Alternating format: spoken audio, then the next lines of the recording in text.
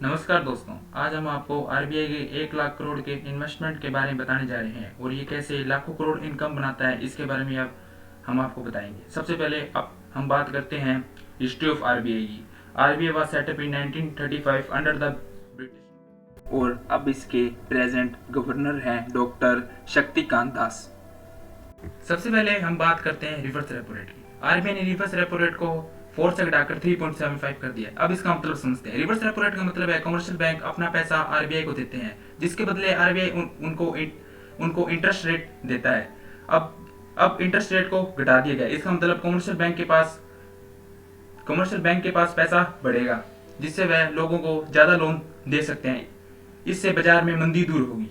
साथ ही हम repo rate की बात करें तो रेपो रेट को आरबीआई ने 5.15 से घटाकर 4.4% कर दिया है। अब इसका मतलब समझते हैं। रेपो रेट का मतलब होता है कि कमर्शियल बैंक के पास जब पैसे की कमी आ जाए या फंड्स की कमी आ जाए तो वो आरबीआई से बोरो कर सकता है। अब उसको घटा दिया, मतलब वो आरबीआई से ज्यादा पैसे बोरो कर सकता है, जिससे कि वह लोगों को ज्यादा लोन दे और बाजार में मंदी सही हो।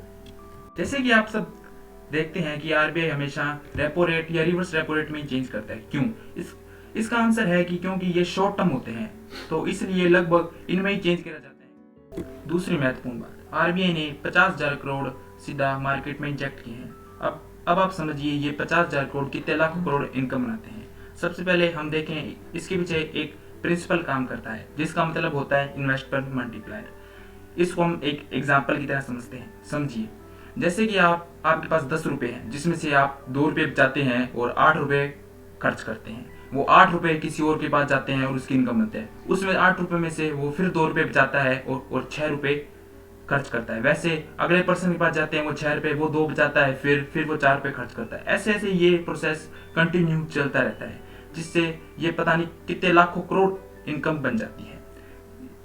इसको हम के से डिनोट करते हैं। ये इन्वेस्टमेंट मल्टीप्लायर ही आरबीआई के 50,000 करोड़ जो इन्होंने मार्केट में इंजेक्ट किए हैं, इसको लाखों करोड़ तक बढ़ा देगा। बात करते हैं नाबार्ड की। National bank for agriculture and rural development. NABARD was set up in 1982 और इसका मेन फोकस होता है एग्रीकल्चर और रूरल सेक्टर पर। अब इसके अंदर बैंक आते हैं regional rural banks, self help groups, cooperative society. कारण हमारी इकोनॉमी में बहुत ज्यादा असर पड़ा है, इसलिए आरबीआई ने नाबार्ड को 25,000 करोड़ की मदद दी है, जिससे कि जो ग्रामीण क्षेत्रों में बैंक हैं उनमें लोन की कैपेबिलिटी बढ़े, वो लोगों को ज्यादा लोन दे सकें, जिससे कि हमारी इकोनॉमी फिर से पटरी पे। अब हम बात करते हैं SIDBI की, small industries development bank of India. It was set up in 1990।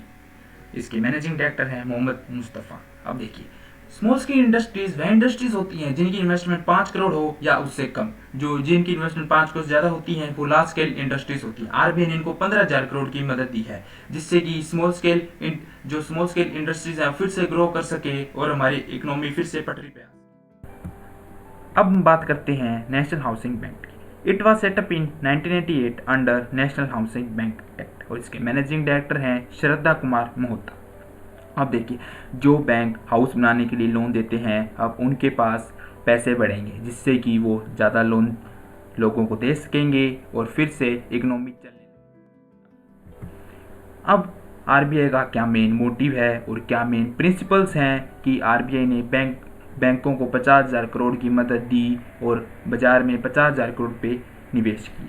अब समझिए, सबसे पहले इंक्रीजेस डिमांड। इसका मतलब है कि इकोनॉमी में फिर से गुड्स और सर्विस के लिए डिमांड बढ़ेगी, जिससे कि सप्लाई भी बढ़ेगी और हमारी इकोनॉमी अपलिफ्ट होगी। फिर उसके बाद आता है increases purchasing power of people. इसका मतलब है लोगों की जेब में पैसा बढ़ेगा, जिससे वह ज़्यादा खरीदारी करेंगे और ज़्यादा पैसे खर्च करेंगे मार्केट में और इन्वेस्टमेंट करने में, जिससे कि हमारी इकोनॉमी फिर से बुलेट ट्रेन की तरह चल सकती है।